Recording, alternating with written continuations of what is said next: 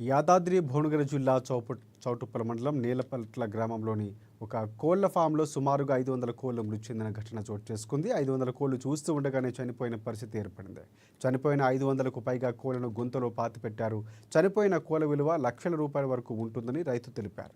Bird flu కారణంగానే కోళ్లు చనిపోయి ఉండవచ్చని అనుమానం వ్యక్తం చేస్తున్నారు.